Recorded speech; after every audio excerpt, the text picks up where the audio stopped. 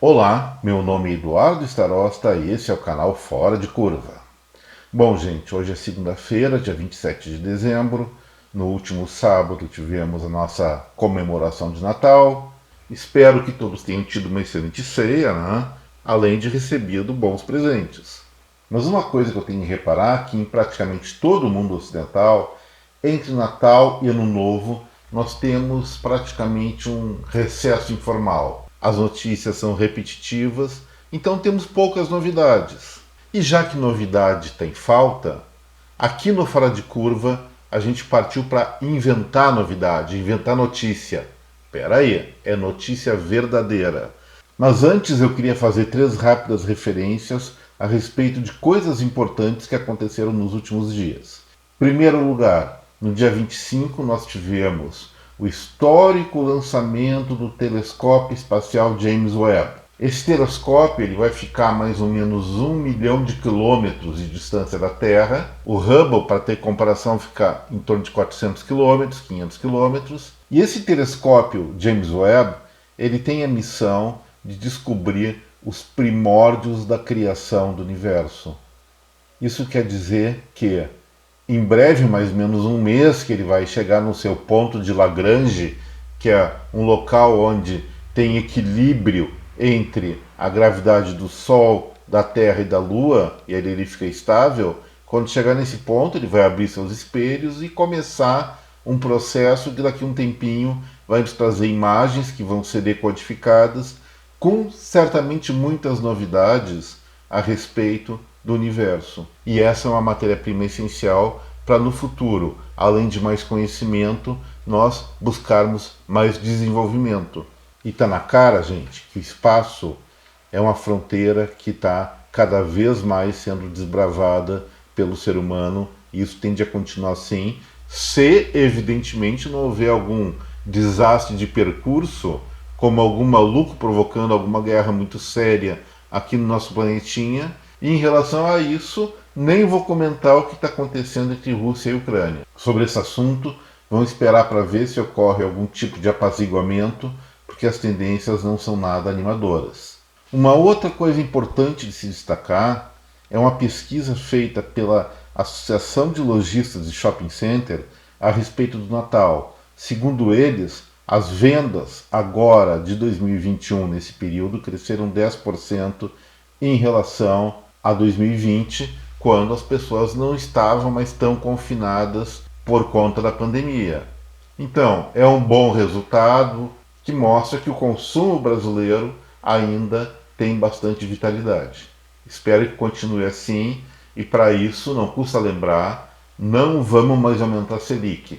Preferência é baixar, viu, o componentes do Copom. E agora, vamos para o nosso assunto de fundo. Como eu falei, quando se tem poucas notícias, a função do Fora de Curva é inventar notícias verdadeiras. Algumas semanas atrás, a RAIS, que pertence ao Ministério do Trabalho, divulgou os dados referentes ao número de empresas e de empregos em 2020. Pô, tudo bem, é do ano passado, mas fica oficial as informações a respeito do que aconteceu com o mundo empresarial e com o mercado de trabalho no Brasil no ano da pandemia.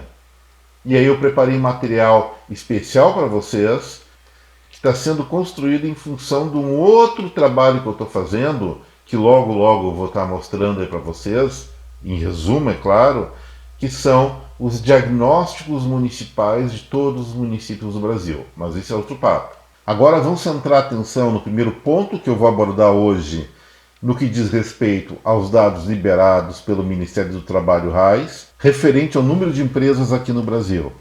Então, gente, vocês estão vendo aí no gráfico que se colocou na minha frente, vamos dar um pouco de descanso então para a minha beleza facial, diríamos assim, mas nós estamos enxergando que aí as barras azuis mostram a evolução do número de empresas no Brasil de 2002 a 2020.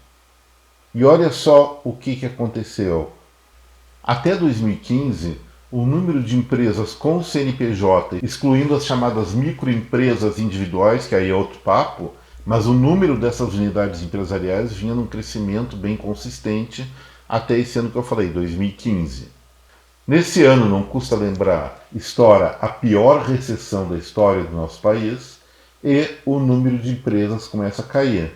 Caiu 1,25% em 2016, frente ao ano anterior, e continuou nessa trajetória descendente até chegar à pandemia, quando caiu 1,39%.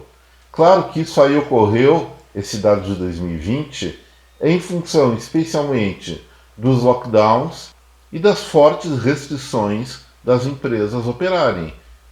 Mas, gente, olha só, a queda do número de empresas da pandemia por pouco não chegou a ser menor do que aconteceu em 2016. Para ver naquele ano que barbeiragem fizeram com o nosso país em função de politicagem. Isso aí não pode se repetir. Mas o fato é o seguinte, que desde 2015 até 2020 nós tivemos 6 anos consecutivos de queda da vitalidade do tecido empresarial brasileiro. Tomara que isso não se repita em 2021. Acho que não se repetiu, esse dado só vai ficar pronto no final do ano que vem, e lá nós vamos confirmar. E que a situação realmente melhore em 2022. Acredito ainda que vai melhorar. Mas agora vamos analisar essa questão sob 2 aspectos.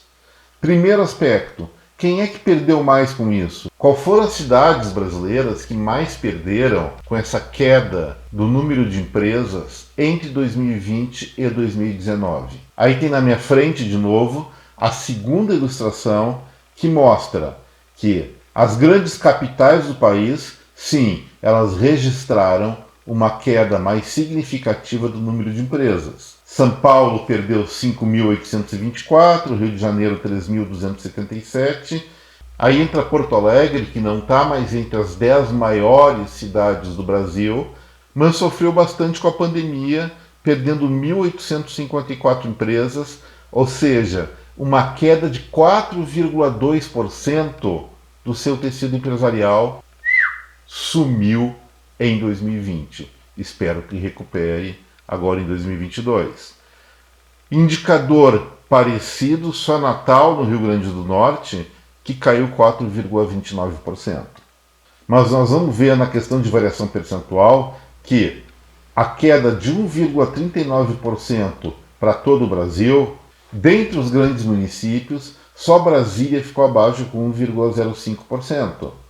O resto tudo das grandes cidades brasileiras superou a média nacional. Como é que se explica isso? Não é muito difícil. O controle da pandemia foi mais rígido nas grandes cidades e nos municípios de médio e pequeno porte a coisa em vários lugares foi mais flexibilizada, então não houve impacto tão grande. Mas agora, pelo outro lado, eu me arrisquei a pesquisar as cidades que tiveram um saldo positivo de geração de empresas entre 2020 e 2019. E olha só, a liderança fica para Itajaí, com 383 novas empresas, um aumento de 4,6%. Lá no Mato Grosso, Sinop, 6,7%. Manaus, 1,7%. Itapema, de novo em Santa Catarina, 6,7%. O maior percentual de crescimento foi de Extremos, no Rio Grande do Norte, perto de Natal. A alta lá foi de 50,63%. Aí minha curiosidade me levou, vamos dar uma olhada no que aconteceu nessa cidade. Basicamente, gente, foi um aumento do número de empresas de construção civil. Aí, se tem alguém de Extremos me assistindo, poderia colaborar com Fora de Curva e dizer o que está acontecendo. Na minha opinião, vendo as informações de longe, aqui de Porto Alegre, que foi uma das cidades que mais sofreu em queda do número do tecido empresarial, mas a meu ver, o que aconteceu em Extremos pode ser 2 coisas. Ou uma grande onda de investimentos que atraiu empresas da construção civil para lá, e quanto a isso eu não vi nenhuma notícia significativa, ou então algum benefício tributário que a prefeitura está dando para esse tipo de empresa que atraiu pessoas jurídicas dessa área de construção, dos outros municípios ao redor para extremos. Eu tenho essas duas hipóteses, tendendo para essa última. Se alguém tem alguma evidência ou alguma desconfiança de algo diferente, não se esqueça de deixar nos comentários aqui do Fora de Curva. De uma maneira geral, eram resultados esperados. O que me surpreendeu pessoalmente foi essa queda continuada de 2015 a 2020 no número total de empresas do Brasil, mostrando que o nosso país está sim precisando de muito mais vitalidade e está precisando reverter essa dinâmica negativa iniciada lá na recessão de 2014 e 2015 e que foi reforçada sem dúvida nenhuma pela Covid.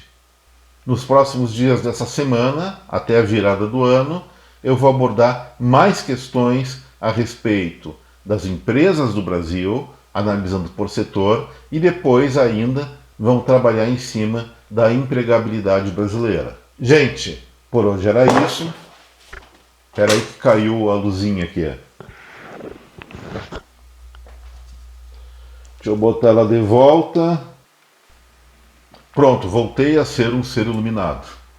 Mas, gente, depois desse pequeno acidente, por hoje era isso. Espero que vocês tenham gostado desse conteúdo e se gostaram, não se esqueça, deixem seu like, compartilhem esse vídeo com a sua rede de contatos e se inscrevam aqui no nosso Fora de Curva.